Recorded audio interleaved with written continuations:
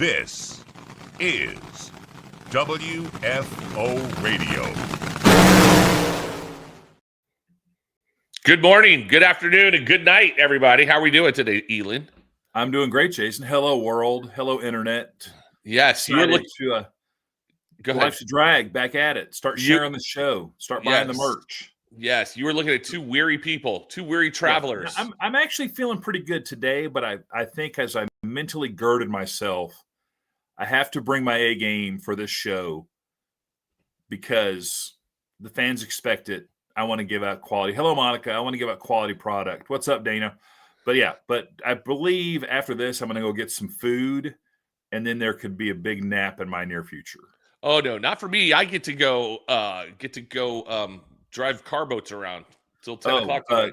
Hey, let me just go ahead and send an alert out to Disney Springs or Holiday Springs or wherever. Chances of you just like your circles being very dangerous today with Jason Logan, very high. Yeah, very high, very high. So yesterday I flew home. My flight wasn't till like 1 o'clock leaving Ontario. I didn't get home till like 10:30 last night, but I was in first class. That's the only saving grace. But yeah, it was decent flights, very good. On the way out to Ontario, and I got delayed 2.5 hours. That was off the heels of the government shut. By the way, were we in California for a month? Yes, we were there. I believe we're now 3 weeks away from Gainesville. Oh my God, it's so long. Yeah, it just felt Cara high. I've never done less and been more exhausted. Right. Listen, I did not even go to the track on Saturday. I just didn't go because they said, "Hey, hold tight, hold in place until we figure out what was going on." Saturday was definitely the worst day out of all of them. Yeah.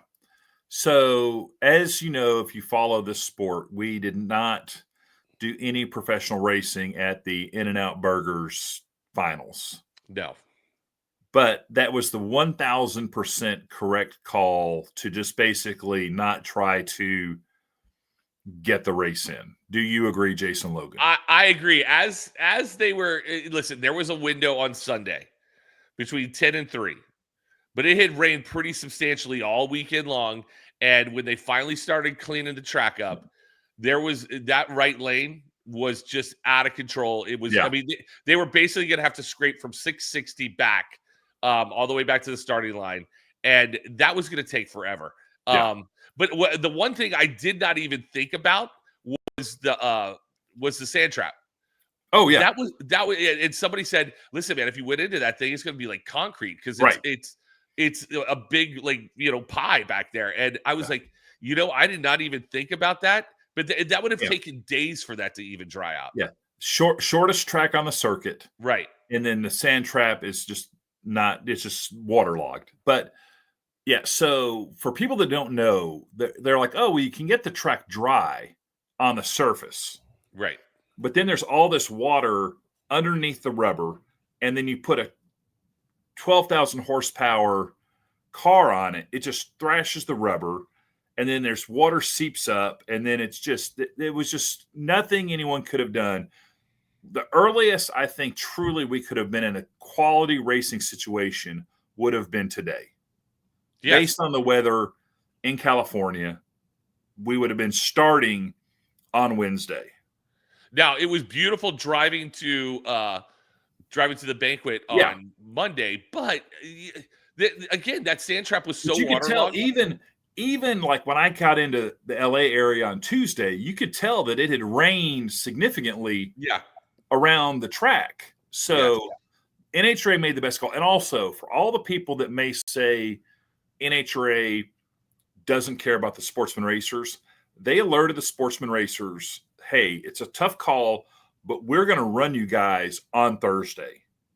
And they did run all the Lucas Oil cars and they were able to decide their champions on the track, which, yes, they maybe not got any time trials, but whatever. But I was there on Thursday, and they were able, to get racing in on Thursday and, get those things. So they did they got the maximum amount of on-track action they could get. And for everyone that says they should have just started running the pros on Thursday, impossible. Some of them weren't even there on Thursday. Right. You know, no, even with notice, no, not doable. So yeah, and again, and I can't really dwell on this because Joe's got a whole thing, and Joe Costello will be joining the show here shortly. He's on a conference call right now, but and he's got something because I was going very negative very quickly this whole weekend, and he's got some Pavlovian thing he's doing, and it snaps me back out of it. But I could not wait because there's a lot of there's a lot of different people, a lot of different personalities that came to this decision. It wasn't just the NHRA coming up and just saying, "Hey, you know, all right, we're doing this." The drivers were involved. Everyone was involved in, and you know, NHRA being the sanctioning body has to take it on the chin. Well, guess what? Internet, you guys don't even know what goes into this stuff. You guys just trashing NHRA, and I'm like, you can't trash NHRA. And you know, other people looking at other sanctioning bodies. I'm like, do you think other sanctioning bodies with rain like that are just gonna, you know what? Just send them. Just go ahead. Yeah, no. It's all right. Our whole sport is built on safety, right? And then we're just going to be like, oh, this is it's kind of safe. It could be safe, but no, safety first. Let's no. I don't even say this lightly. Live to race another day. Our sport is dangerous. Correct. In the best of circumstances. Correct. So, yeah. And that's all. And what we would like to ask our viewers and our followers on WFO, you know, you're going to take the clickbait. You're going to freaking jump at it. But listen, think about it. You people out here in our radio, in our podcast world, you're smart enough to know what goes on at these races. You're schooled up enough from people that are in the know. And between Joe, myself, and Elon, we kind of know a thing or two behind the scenes. So don't just get, you know, don't go, oh my God, I wanted to see Doug Coletta run down the track and actually qualify. You know, I feel bad for Matt Hagan. You know, we all feel bad for all the racers. Right. But in over 20 years of me coming out here and doing this, Elon, you've probably been out here longer. Yeah. Have you ever seen a final? Never seen anything like this. Even a regular race. It's very rare. We would come back on Monday or Tuesday. I will say, and this is not, again, in a make-a-lot situation, I was involved in the Motorplex when we had 3 weekends rained out back-to-back. First weekend rained out. Okay, we're just going to postpone it to the next weekend. That weekend rained out. Okay, we're just going to postpone it again, and we're going to set the race based on points. And that's the race. A lot of terrible things happened because people had to stay late. Decisions were made. Products were sold to people that shouldn't have been sold. And just when people are adding expenses, they don't make good decisions. No. So, and that's another thing too. It's, you know, big teams out there. It costs a lot of money. Say you happen to own 8 or 9 race teams and they all come out and they all run in one category. I'm not going to say who that is. You can figure it out. Yeah. But just to keep that crew out there on the road, it's going to be another $100,000 till Wednesday. Yeah. So enough of that. Let's talk about what happened. They made the decision to, hey, you know what we're going to do? We're just going to crown the champions based on where we are. Doug Coletta obviously already secured his on Saturday. Sunday, Austin Proctor's your champion, Dallas Glenn's your champion, Richard Gadsden's your champion. And then they made what I think is a genius decision to do everything on the red carpet going into the TEC with like a sports center desk set up with Bruno and Amanda. And it was chaotic. And they brought it was really a cool on-the-fly decision that I thought had some really high production value. Well, they've been testing that. They've got that ESPN style desk. That I mean, once you get up close to it, it folds up, and but they've been using that a lot lately. And listen, they had to do a show. You know, between Fox and everything, right? They had to, you know, they have to get admission, all the sponsors. There's so much involved in all of this stuff, right? But they had to do a show. So I mean, and what better place? It's in TEC. The red carpet's already there. It was just open up the side of the room and make sure the car could get in there, and then make sure we could get it out. So, yeah, it was it was a very cool situation. that's one thing. We're able to pivot. We're able to, we're flexible. We keep moving things around like that. But I thought it was awesome. It was interesting. What you don't know is to make that happen, there's a whole group of marketing event people that they had everything in trailers at the top end. So they had to move all the World Championship trophies, all the staging stuff, all the hats, from half a mile away, get them delivered there, get them set up there, make sure none of the stuff walked away, because we do have fans that if they see a stack of hats, even if they say Pro Stock World Champion winner on them, they will think they're complimentary. Right. So, by the way, from way back in the day in the 90s, I might have one or two world champion hats. Okay. I don't know, maybe. I don't know. Sorry. That's terrible. But yeah, so they got everything set up. Then they brought all the champs there, had them do, the hoist the trophy, which is always, I feel like that's something we should do a little class on. When you get to when you think you're going to win, we should talk to these guys about how to hoist the trophy. Because even Doug Coletta had some issues, like when he's hoisting it, you're seeing the bottom of the trophy. Let's hold it over your head sideways. Right. So, the branding's forward and it looks kind of cool. And I understand it's kind of heavy, but, that is a heavy trophy. That is a very it is, and you want to kind of get it, but it is funny to just see these guys just kind of, I don't know what to do with my hands kind of deal. Well, it's like, you hear these college basketball coaches, Jim Valvano said, hey, we're going to practice cutting down the nets. And then they went and cut down the nets for real. Right. So you kind of need to know how to practice, hey, right. Like I've got a 14-year-old who's getting ready to go to Germany on Friday for a tournament and stuff. And I'm like, I go, hey man, you're getting to the point, not that people really want to talk to you, but you really need to know how to speak to somebody who's putting a microphone in your face, because you're going to be representing the club. And then I showed him the Bull Durham scene, on the Good bus. Lord willing, just going to take it one game at a time. That's it. I go, that's all you have to say. It's all you need to say. He goes, Dad, this is stupid. I go, okay, get ready. Be ready. You're going to become a meme of a guy that's just going, exactly. I don't know what to do with my hands. The other thing that I thought was really cool, which I hope people saw, was the medals this year that had the fidget spinner. Yep. In the mid, the logo spun. Those were really, you could just tell those were really great job on those medals. I'm a huge medal fan. The medals went away for a while, and then they brought them back, and I just medals for me. Yeah, I did like that. I mean, Joe posted a picture of that medal spinning. I'm like, oh, dude, that is actually very cool. It's good very for those cool. guys. They do spend the money where it matters, I feel, or at least the past couple years. The renewal gift for this whole year. Yeah, the championship ring. Come on, that thing's awesome.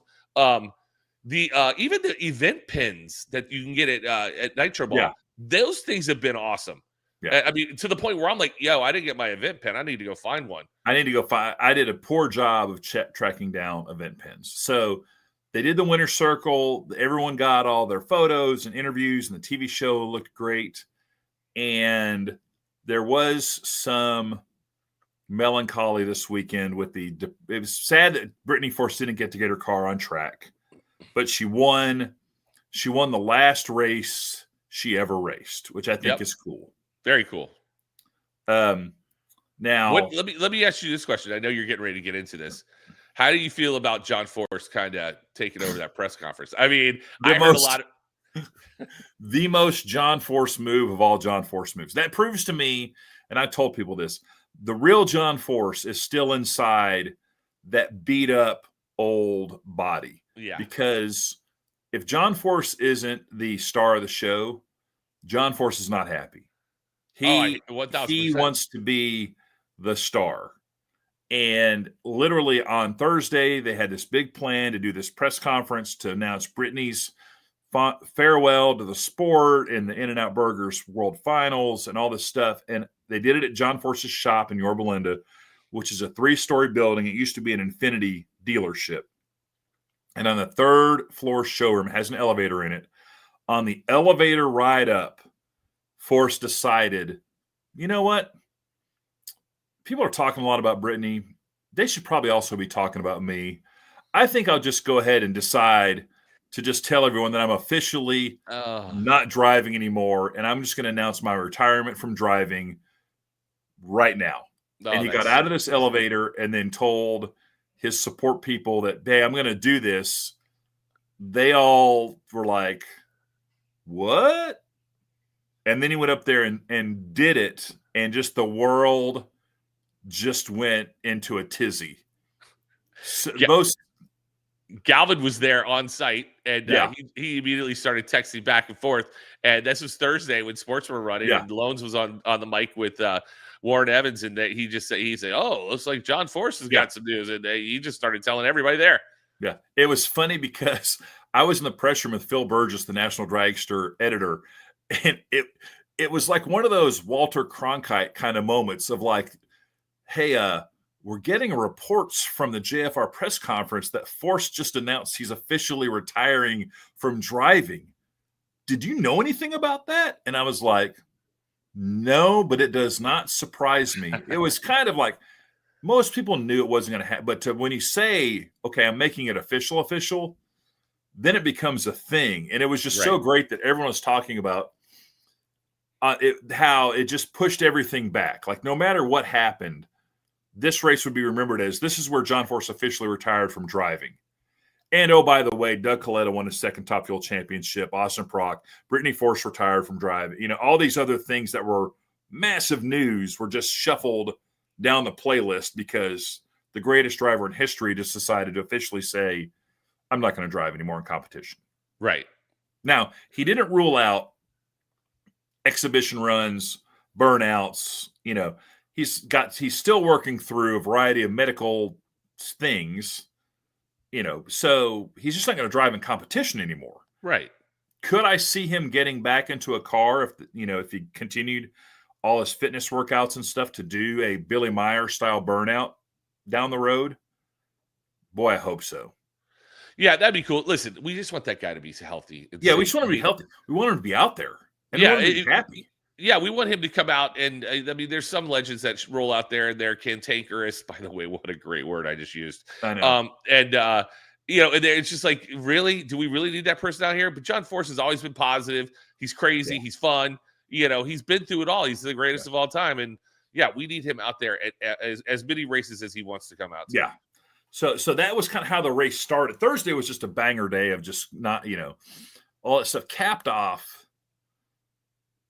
I guess Friday, while we didn't do anything, we did go eat some excellent Cuban food. Yeah. Oh, let me back up real quick because you're all into trophies and stuff. Yes. What's the World Championship trophy called? It's not a Wally, is it? No, I think it's just the Mission Foods World Championship trophy. It doesn't have like a name like the Larry O'Brien trophy or shouldn't it be? A couple of years ago. Should we call it the John Force World Championship Trophy? I think we should be naming the regular season championship trophies after drivers. I think that'd be cool. Yeah. I think when you win the Top Fuel regular season, you should get the Don Garlits Trophy.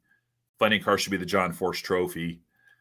Pro Stock should be, we can coin flip Warren Johnson, Bob Glidden, and Pro Stock Motorcycle should be the Dave Schultz Award. And they should be different little trophies. I agree. That's a regular season great idea. So, all right, let's get back to the food. Sorry, let's get back to the food. So we dined at our favorite Cuban place. By the way, that is like I look forward to underrated. That place. Underrated. That's one of my favorite places to eat on tour. And if you've never been there, if you go next year, go to Coco Palms. Coco Palm. It looks like from Carlito's Way, right? He's just there. Oh, wait. WFO Joe is just now joining us at the most important time. Yes. Dinner talk, Joe. We're talking dinner talk, Joe. Night. I'm ready. All right. By the way, everybody. Hello, Joe Costello. To see you guys all made it home. We did. Safely. Yes. I'm hoping you're at the world headquarters. I am at the world headquarters. I made it back late last night, nonstop out of LAX. It worked very well, and I'm very excited to be home. Bummer about the rain. I've got some thoughts about the people who think it was malice that we did this on purpose. We've covered that, Joe. Oh, no, but you? I want to hear Joe Costello's thoughts. This will be the precursor to food talk. Well, it's just that it's shocking. First, I want to give grace to the disappointed drag racing fans. That's all. Yes. Give a little grace. You're at home. You're ready to watch. You're super excited. You filled up your Drag Race Bracket Bonanza bracket. The professionals have hyped you excessively for this thing for a couple of weeks about how great it's going to be. I know I am partly responsible for making this into like, oh my gosh, this is going to be so exciting. Gage Herrera, Richard Gadsden, winner take all. Here we go. Oh, it's not going to happen. Nothing's happening. Nothing. Goodbye. That's kind of what it felt like. Yeah. But there was no other alternative. And the people that you trust, hopefully us, we've built up trust over the years. We come to you and we'll tell you, like, we were in the middle of it. The meetings were happening all around us. The racers were a huge part of it. I talked to everybody afterwards at the banquet. Did we do the right thing, guys? They all said yes. And that's it. It's just a disappointed thing. Literally rained on our parade. Right. So the people out there on social who are like, this just proves how greedy the NHRA is, these evil people. Come on, guys. They took a bath on this deal. It would be greedy if they said, thanks for your ticket money. See you in 2026. Yes. But everyone that bought a ticket to the World Finals, In-N-Out Burger, NHRA Finals, can take your ticket for full value and come to the Winter Nationals. Or next year's finals. Or, the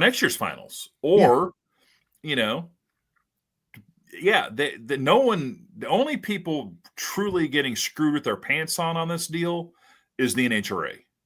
100%. 100%. Hands down, they are taking it in the shorts. And you know what they're going to do? They're going to come back next year and make the 75th anniversary killer. Yeah. Absolutely. Like if you're an educated drag racing fan and you already have paid for your ticket, you know that you should go to the track. Because if you get to shake Ron Cap's hand, that is going to be free if it gets rained out. That's like bonus drag racing. Because you're going to get to come back again next year. So you can do your shopping. You can go meet people. You can hang out with Lozone and then get a rain out ticket, which is what happened. Joe, we've already given this audience their flowers today because this is a smart audience. Yeah. They know what the deal is. They all get the concept. I have empowered them earlier to go online and just start we've deputized them. Yeah. We've deputized them as WFO listeners to self-patrol this. Yeah. Well, good. And there was one guy on Twitter, just one that irked me. He's not an NHRA person. So it was particularly annoying that we got a little coverage from a guy with like 20,000 Twitter followers. And he's like, how do you cancel your championship race? I mean, it's the championship race, blah, blah, blah, championship race. And I had something penned out. It's not the championship race. It's one of 6 championship races. Correct. We tally points for a reason. If it was a championship race, there would be no reason to count points. We count points in case any one of the 6 or multiple happen to get. And so I thought about fighting it out with him on Twitter. And then I thought, what am I doing? Why would I do that? Why would I waste my time fighting it out with a rando on Twitter? No. And I moved on. I weighed into it a little bit on Sunday night. I'll be honest. I had a couple cocktails in me and I was just kind of feeling just a little ornery. And I just, on the NHRA's Twitter post about, hey, this is what happened. And then like 20 people weighed in and I just went at them like, hey, safety, the whole deal. And then they kind of came back and then with their other opinion. And I was like, just keep doubling down on your dumb ideas. Right. Yeah. Keep doubling down. Yeah. Look, they're just the disappointed people. They're disappointed people. I stopped because you can't, yeah. It's like putting lipstick on a pig. It wastes your time and it annoys the pig. Yeah. I was the same way with some lady named Janice. If you're out there, Janice, respond back because what I sent you was dead on. Yeah, freaking people. So Joe, we touched on the most forced thing of force taking over the Brittany Force press conference. You guys talked about that. Yeah. Oh yeah. I'm standing on this. That's proof that real John Force is still inside that beat up body. That brain has been shaken and rattled and rolled. But trust me, effing real John Force who says, "Oh, too many people are talking about other people besides me. They need to be talking about me. I don't care if it's my daughter. I'm the biggest show in town. No one's talking about me. Let's go. I'm officially announcing my retirement from driving to interject myself into this story." 100% that's what happened. Well, allow me to add, though. Yes. Okay. Allow me to retort. Yes. I don't disagree. You know John better than I do, and I would say that's how he got successful. But also that like sixth or seventh sense about how to handle a situation, he turned out to be right. Mm-hmm. Maybe in that moment he knew it would be a 3-day washout. There would literally be no news, news, and this guy put himself into the vacuum of news for the next 3 days. And that's the big story. And NHRA got a bunch of coverage. Yes. There's no malice. It was truly him going like, rogue. People need things to talk about. And if they need things to talk about, they better be talking about me. And it was pretty wild. I told Jason earlier that for all the issues of this weekend, rain out, Brittany Force stepping out of the car, multiple it will all be preceded by, at the race John Force announced he's officially done driving in competition, these other 15 things happened. Right.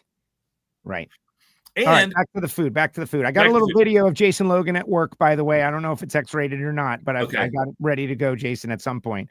But all right, very good. Did you guys not like the food? No, we did. I love the food. We talked about. And just what a great experience that was, because the mayhem of the John Force press conference had happened before. Galvin was there, so he gave us the insight on that whole thing. And just the whole vibe of that place was really the highlight of not having anything to race about. And then just me once again getting a giant plate of meat. It was just... Dude, the plantains were so good. So good. The best part about that meal is, so they put baby in the corner, a.k.a. me, and I couldn't get out. And if I had to get out, I was ripping down like wall things in the back. But you guys were all talking drag racing, and me and Hannah were down at the other end of the table.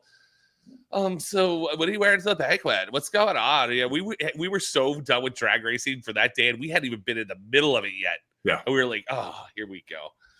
But yeah, we have to have some. We have to next time we go to dinner, we have to put a limit on the drag racing talk. But we're in the middle of the finals. All this craziness is happening. Thursday, we go to that Italian joint that's attached to the DoubleTree, which was also a banger meal. Dude, that place, I think that place is underrated too. Joe gives it a, okay, but... Am I forgetting this place? It's the hotel restaurant. The Italian, the Vita. Okay. It was fine. You were there. Yeah. No, I was there. Well, you had meatballs. You had meatballs. I did. It's a hotel restaurant, so I don't really consider it. Yeah, but for a hotel restaurant, that was pretty good. I enjoy our hotel there. And I took my relationship to the next level with the great David Kennedy, because I ordered a pizza, and then he ordered the exact same pizza, and I was like, "Hey, wait a second, why don't you pick a different pizza, and then we can just split pizzas?" I enjoy that. Like that's the way to do it there, Elon. Oh, and all right, so Vitas must be good enough, because I saw Chef Cody Martin from Team Elite in there, and I was like, "Are you guys staying here?" He's like, "No, we just come here to eat." And so that's an endorsement. The guy's a pro level chef. He goes there to eat. That was pretty cool. Also, their presentations are very nice, Joe. Yes. Also, Austin Prock was there dining with Dominique Selzy, son of Gary Selzy, and a guy named Selzy. He ain't gonna go to no garbage Italian place. No. Also, Austin Prock's not gonna go. I mean, he's basically a chef. Yeah, he's not gonna go eat. So that underrated hidden gem. Thank you for introducing me to that. You're welcome. You're welcome. I had the frutti mezzo, which is like fried. It's like calamari, shrimp, and then soft shell crab on top. Oh, it was so good. So I talked to several people at the track this weekend, because it was all talk, and they really love the food segment on Life's a Drag, like where to go eat. Like several people, where to go eat. That's good. That's reliable. That we like. We met Kurt from PJH. Was very funny, because he thank you very much for listening and watching, Kurt, but he stopped both Joe and I independently and was like, "Man, I really like this show." He goes, I get it started, and next thing I know, it's been an hour, and he's like, "I don't even really know what the heck you guys have been talking about, but it's been entertaining." And I was like, that made me feel so happy. That's a good one. And that's what we want to do. So we're going to keep doing it. What's the Mexican restaurant by the track that we all go to? La Paloma? Yes. Everybody goes there. That's a good little La Paloma. which one of my career highlights is I parallel parked a Ford Explorer in a spot that literally had 3 inches on each end of the bumper, and it was textbook parking right in front of Doug Coletta. And I got out of the car, and Doug Coletta tells me, that was pretty impressive. Oh my God. Like, that is amazing. Holy balls. I need to get when I build a time machine, I'm going to have a film crew here for that. Yeah.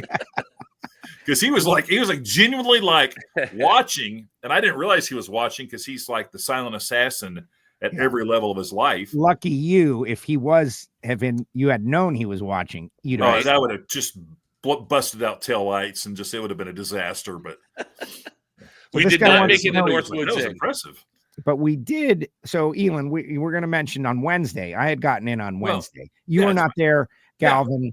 Yeah. Galvin and Josh Hatchett had already formed a plan for a Wednesday dinner. And I want to mention this to everyone because this was maybe the best meal of the weekend. Coco Palm was great, and I loved it. Yep. But this place is called The Derby. It is 25 minutes away. That's like a famous place. Yeah. That's why I'm so excited about it. It's right near Santa Anita. And this is where the horsemen go after racing. The owners go have victory celebrations. It's been there 103 years. Ooh. Right. So it's my kind of place, like old school, the horse, the colors and all the different, horseman type stuff. I'm not that knowledgeable, but I like it. Right. And I went in there and had a great prime rib. I was very impressed. So it's on the list for next year. Okay. Yeah. All right. It was very good. And we're going to drive. A little bit of a drive. Hey, but I'll drive. I mean, obviously, take a look at me. I'll drive for food. I'll walk for food. Yeah. So no Northwoods Inn, unfortunately. No Northwoods Inn. All right, let's pay some bills real quick, and we'll come back and let's get into the banquet. And then I want to talk banquet. Yeah, we're totally talking banquet. Here we go. Drag racing fans, check out Drag Race Bracket Bonanza. It's the free, family-friendly fantasy bracket game. Now, after final qualifying at every national event, you can fill out your bracket for all the pro classes. It's free, easy to click on your picks. If you need some help, just hit the randomizer button to fill in the blanks. It's for fun, stay engaged, and pick your winners today.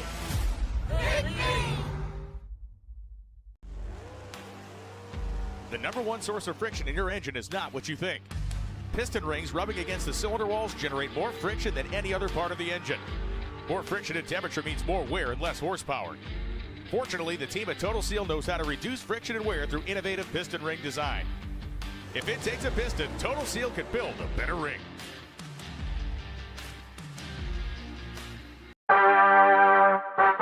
Redline Oil, formulated to win, proven by me. Redline Oil, formulated to win. Formulated to win. Formulated to win, proven by me.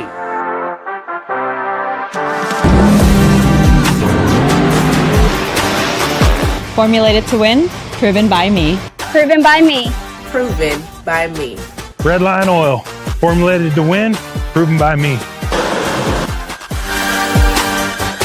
Looking to replace your OEM diesel particulate filter or diesel oxidation catalyst? Look no further than DPF XFit, a complete line of aftermarket diesel particulate filters and diesel oxidation catalysts designed as an exact fit OEM replacement with all makes coverage for light, medium, and heavy-duty trucks. With thousands of units in stock, we ship the same or next day, and be sure to check out our comprehensive reverse OEM lookup tool. Always new, never remanufactured. For more information, be sure to visit dpfxfit.com. That's dpfxfit.com.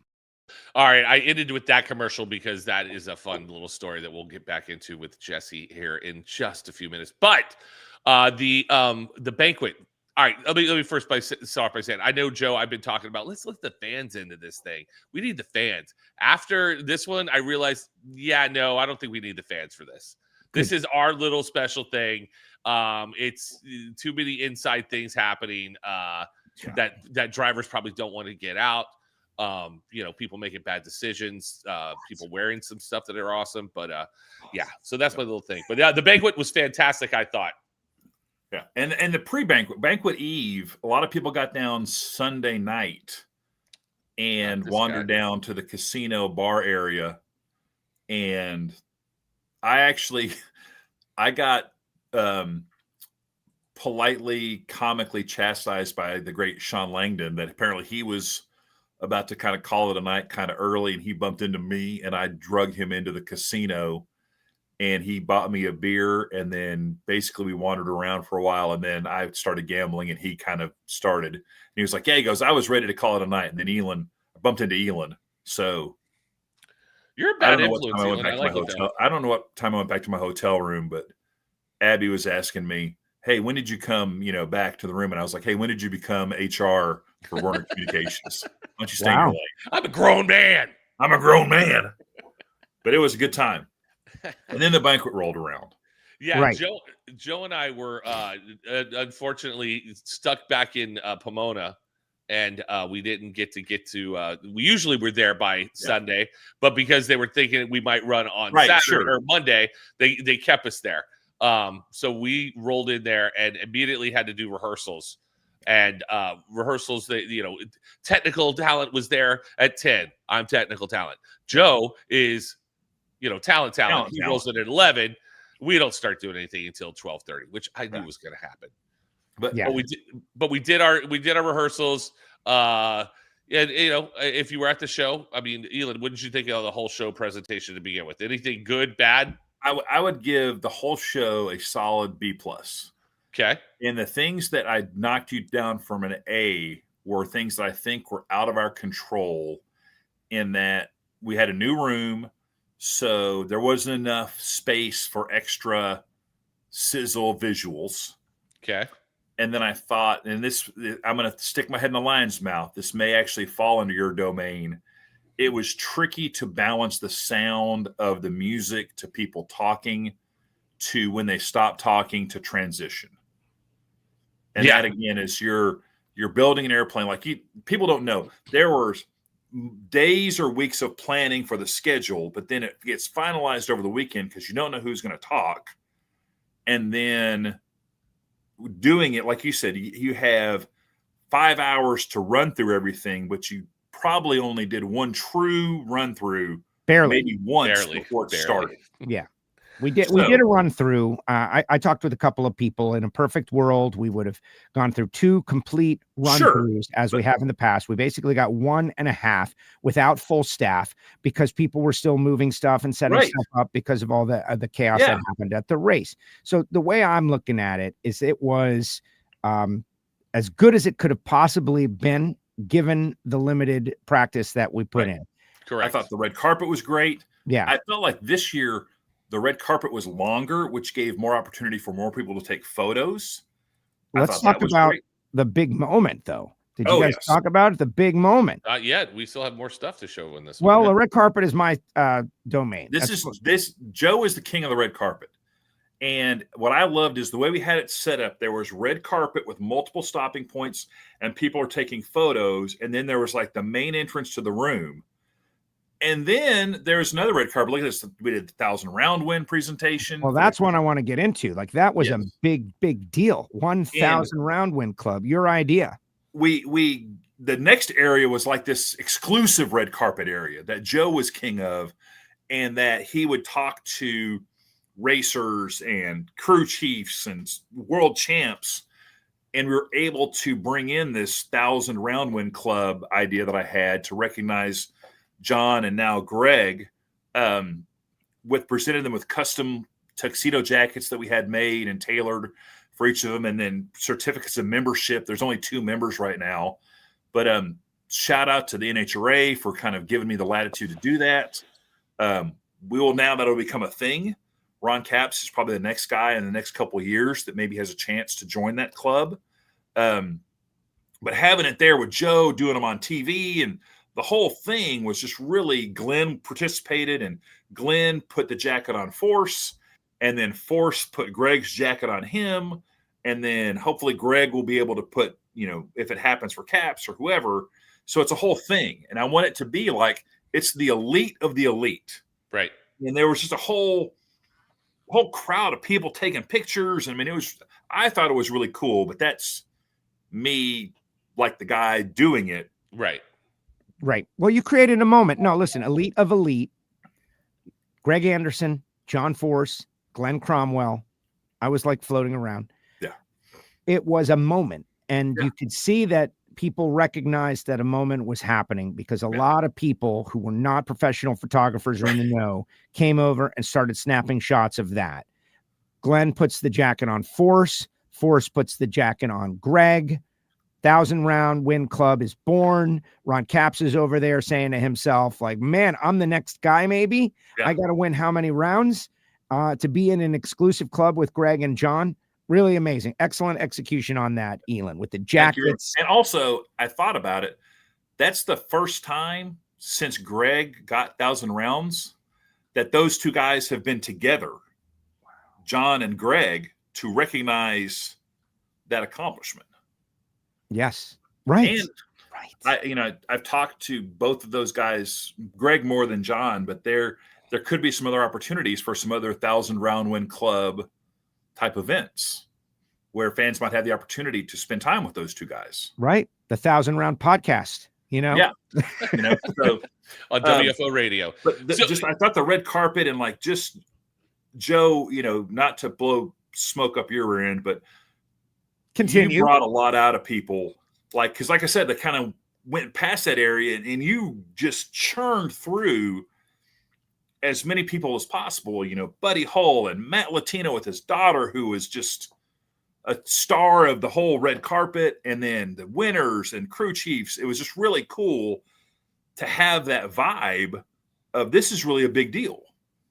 It's a big deal. Look at that. Celebrities, they're the greatest people in drag racing history.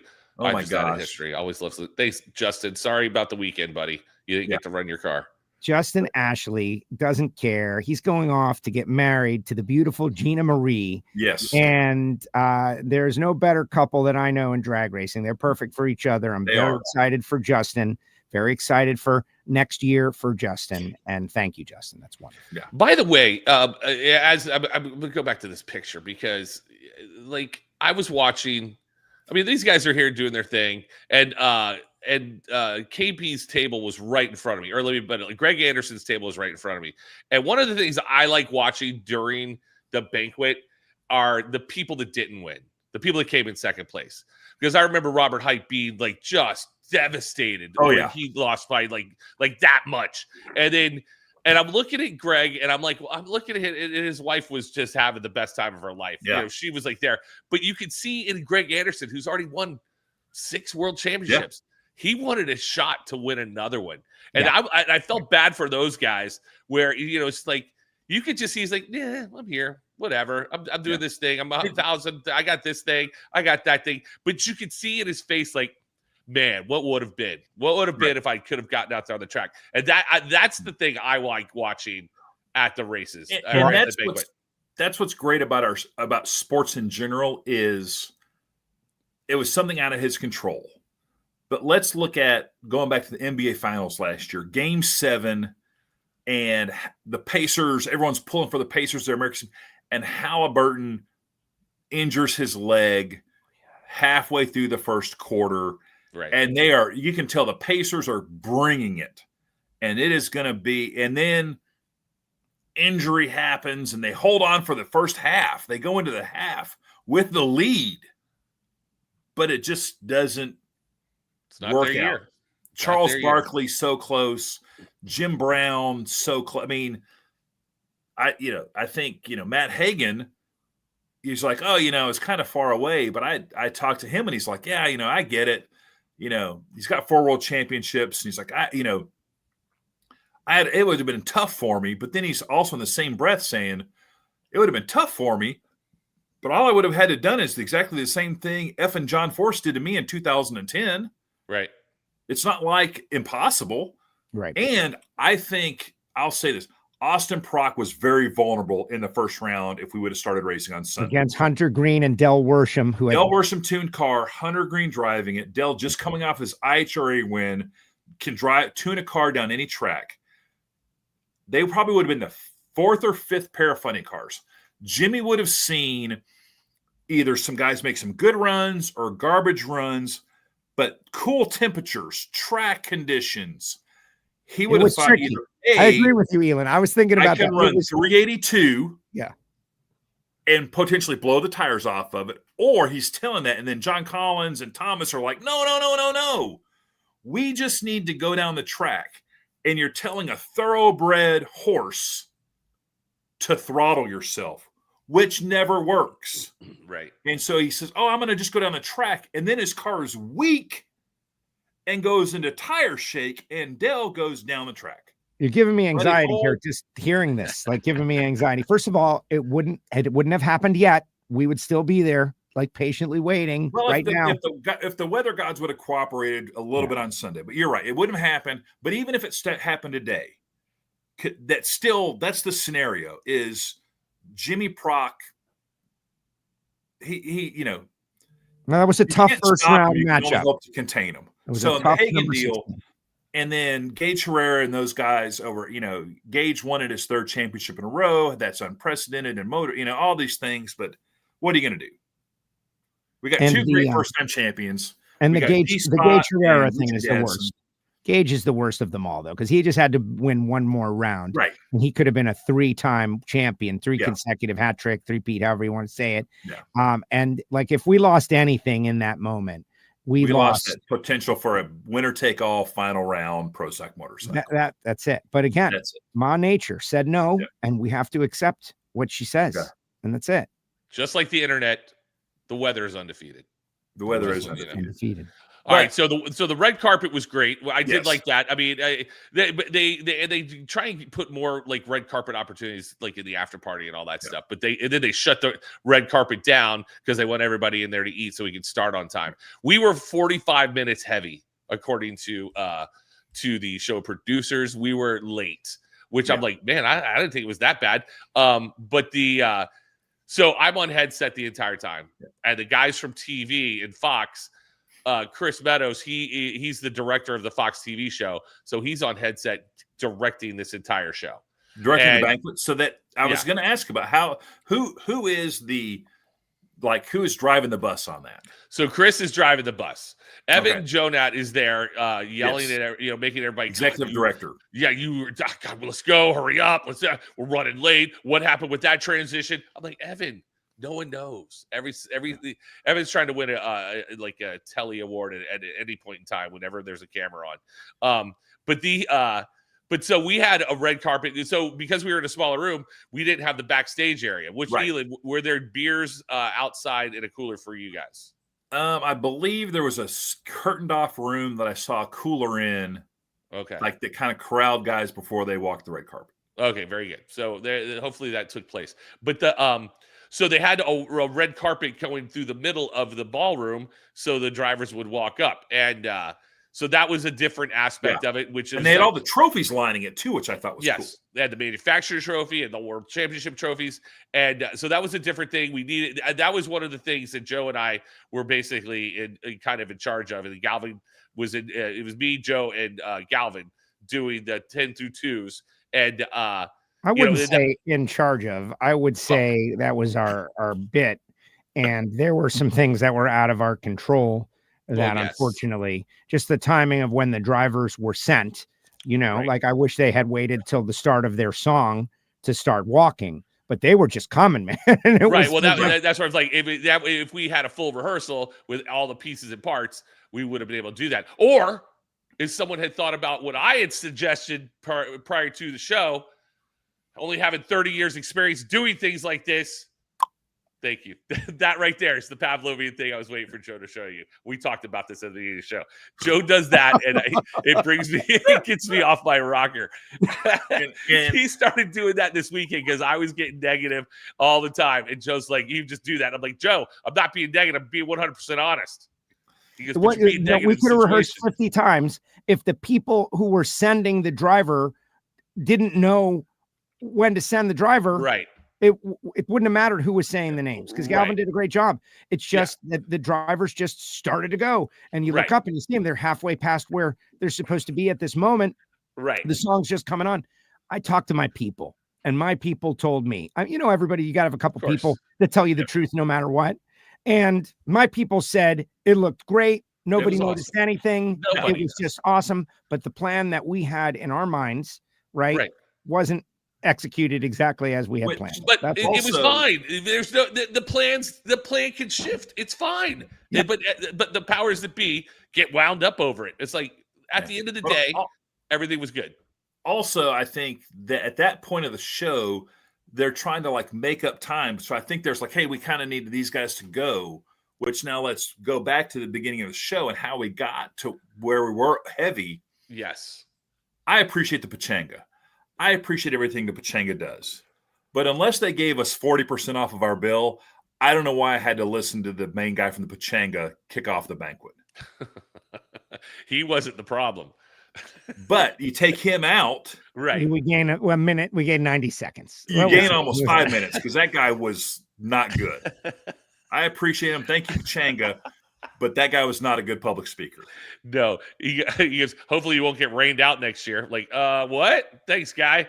Thanks for putting that on. I mean, just, hey, again, thank you very much. I gambled. Your plus. I contributed to why the buildings are so nice. I was gambling, not heavily, but consistently. And I ordered a beer. And when the woman came up and told me it was going to be $10. Oh. And I was like, I thought because I was gambling, I would get free drinks because that's how America works. No, not at the Pechanga.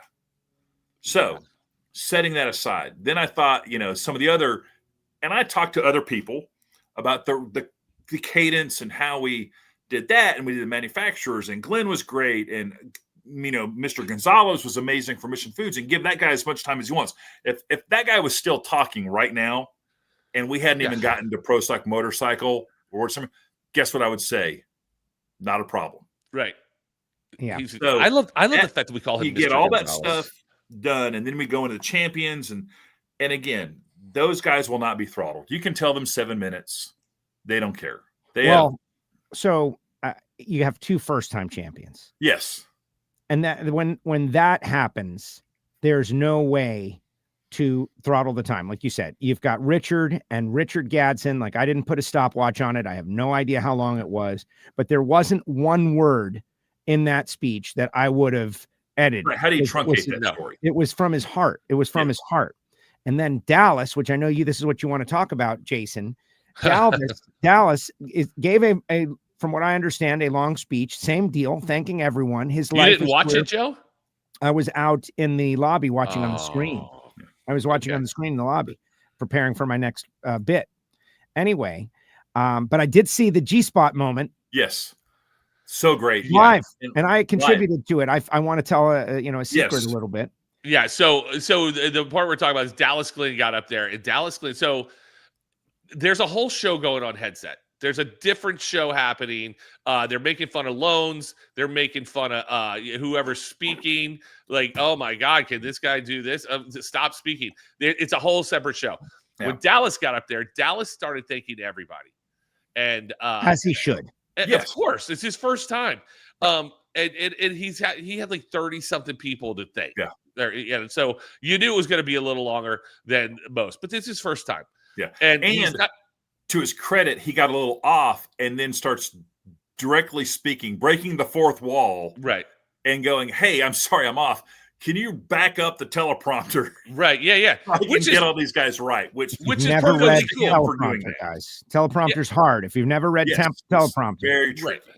But that's cool. Ahead, but sorry. So the whole time in my head, he's like, and I'd like to thank my rear end guy. I'd like to thank this guy, and he'd pause for a second. And thank your wife. That's what I hear in my headset. And thank your wife. Come on. And we're all doing it. And then he's going, because we all love Sadie, which I tried to get Sadie on the show today just so we could talk about this thing. But she's like, I'm sleeping. Forget that. So he thanked everybody, including the person who washes his fire suit. Yeah. I mean, people that like, who did you? He had a segment where he thanked all his family, and we're thinking, okay, this is at the end of this, right? This is where Sadie's going to come in, and he doesn't, and then he goes to like another category, and like my anxiety level was like, oh my God, is this going to happen? My palms were sweating. But are we going to have a moment where this guy just first time? Right. So I'm up there, and I'm on headset. I go, I'm going to give him a note. I'm going to write him a note. Like, and so I wrote, thank your wife, ... Sadie, in case you forgot her name. And he's like, I pass it up to him, which I'm like 10 feet from the guy. He goes, I'm getting there. Hold on. He had her set for last, guys. See, you ruined it. He had it planned. The big finish was the Sadie thank you, and you guys were worried he was going to. Well, before that, the Sadie moment was he's going through his list of sponsors, and he has G Sport, which I do not know what G Sport does, but I trust me, based on this situation, I'm going to find out what they do, and I'm going to support their product. Well, I'm actually got 2 G Sport catalytic converters coming for my 2006 Cadillac CTS-V from Jesse, because, catalytic converters go bad. These G Sport ones are high performance catalytic converters. It's not just an OE replacement. So if you've got a car of consequence like my LS2, what are you going to do? The G Sport brand is important. And so Jesse, G Sport is a thing. And Dallas wanted to thank him, and I wanted to thank him. And he's had plenty of opportunity to thank them in the winner's circle. And they have an internal joke that Eric, who runs G Sport, is familiar with, that when they're doing their hat dance, it is known privately that, hey, here are the G Spot hats, just in their little group. Well, that is floating around in Dallas's brain pan. So when he's going through his list, he wants to thank G Sport, and he says, and I also thank you, G Spot. And the room.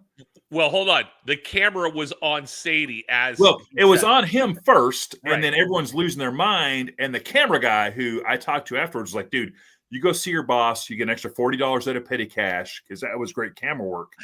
He was already ready to go to Sadie eventually. Right. But they're up there, G Spot, everyone's losing their mind.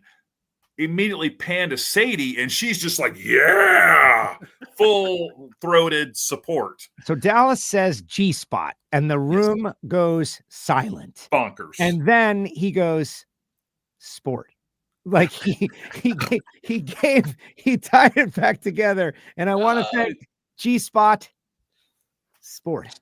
And that comedic timing started just a wave, because he just sat there, and I was like 3 rows back, kind of far, but you could see the big Dallas giggle grin, the blushing, the in a millisecond, so many emotions of my parents are in the room. What did I just do?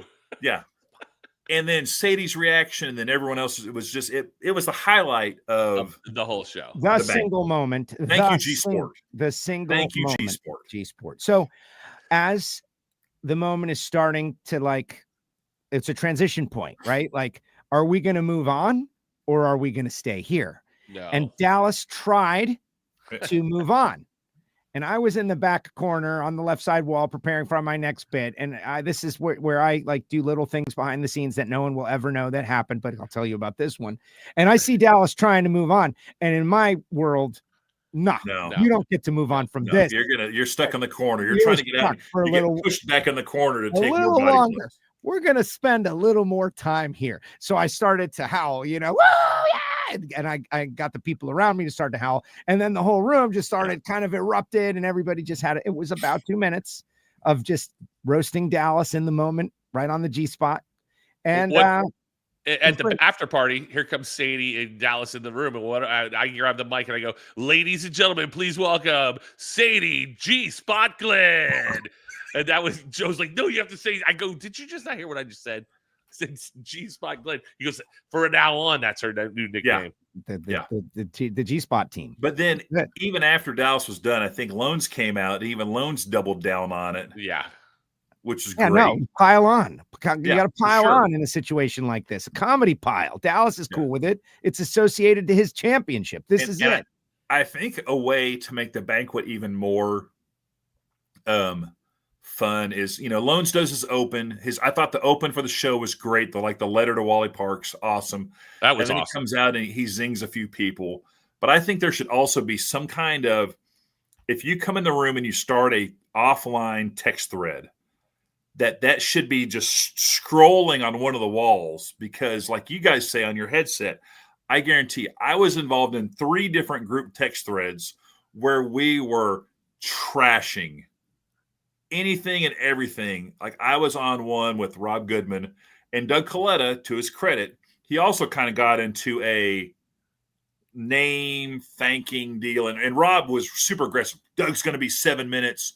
tighten it up, second, and Doug starts going through a list of names, and I text Rob, hey, I guess this must be the part where you just cut and pasted from the Old Testament and just replaced a bunch of names, because I really feel like, Well, he did 2 rehearsals. He got in there twice. Yeah, and practice.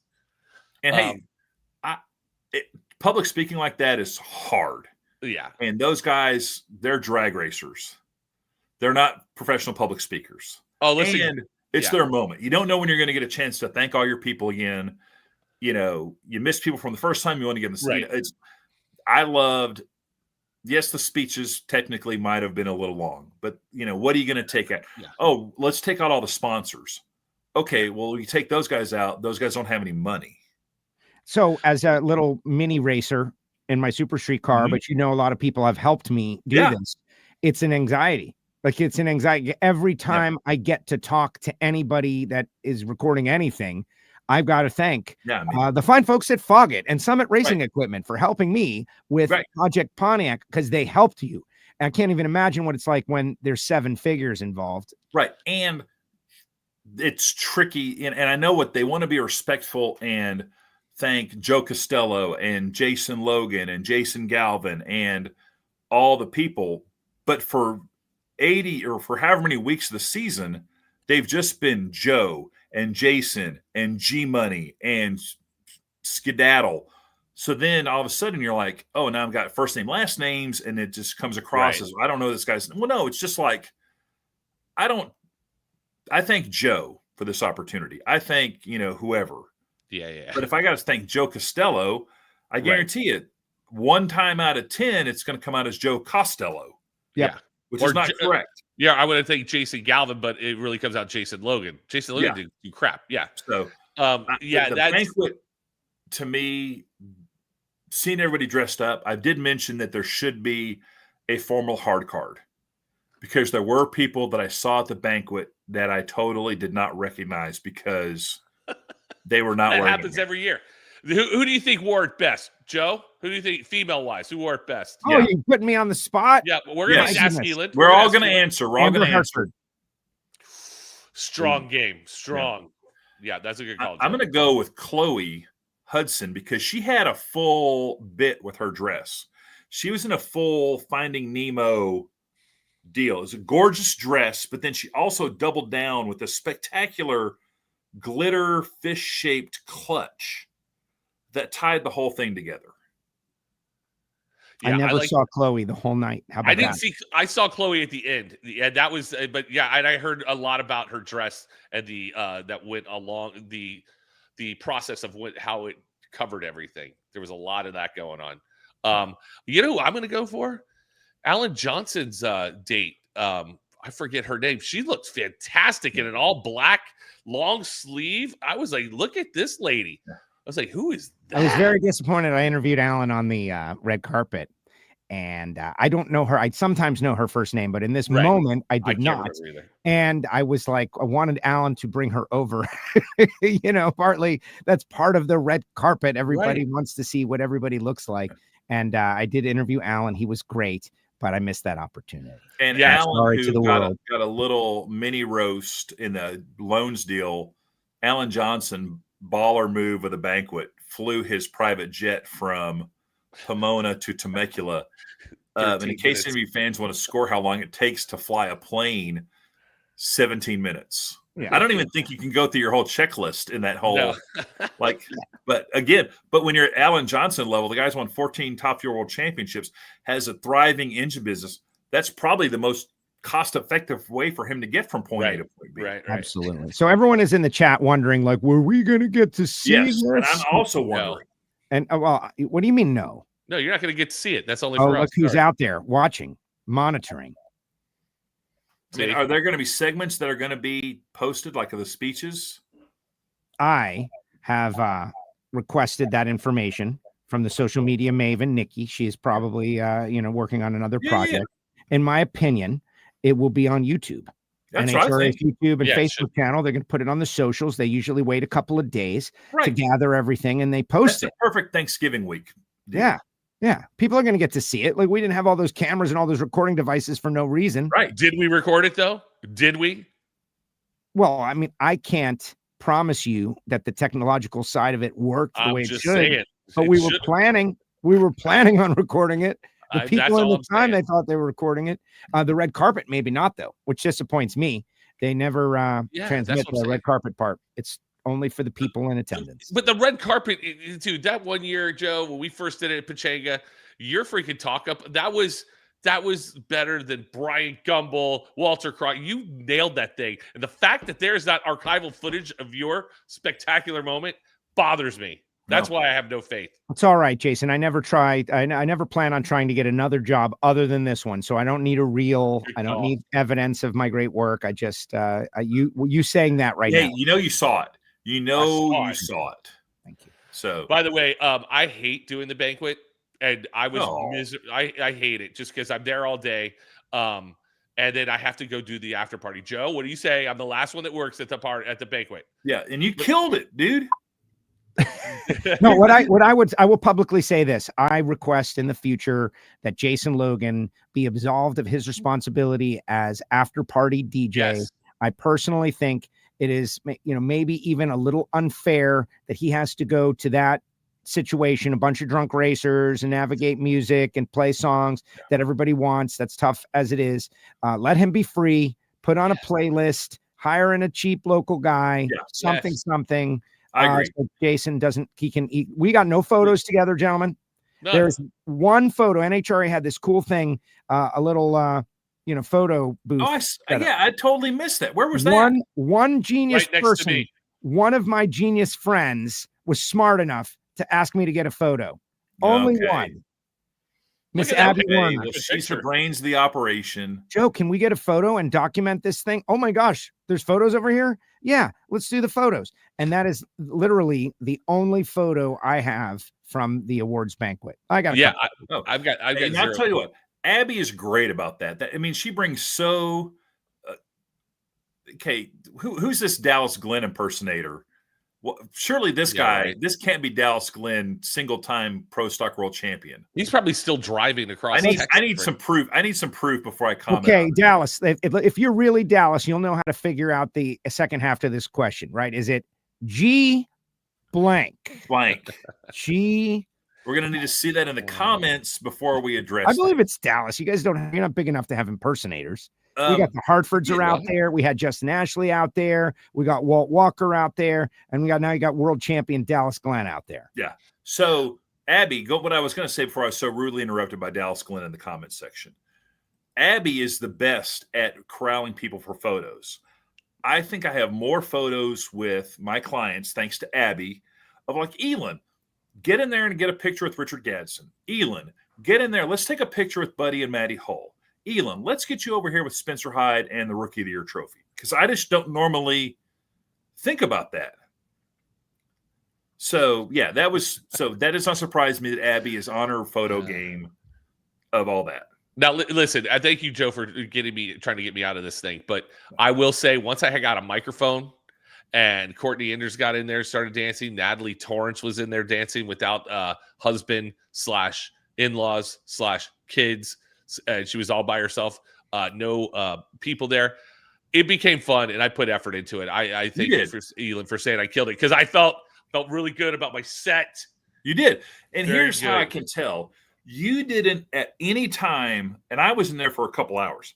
At no time did you have to say, get on the dance floor. Yeah, no, they're ready to go. That's a sign of a DJ that's failing. When you have to shoot the flare up to like get on the dance, people were flocking to the dance floor.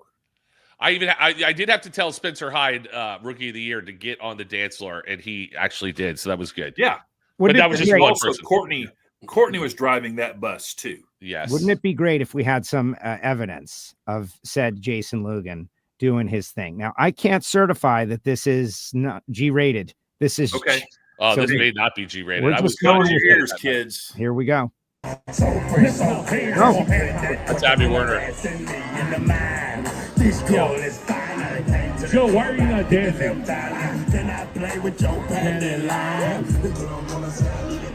was for you, Erica. Yeah.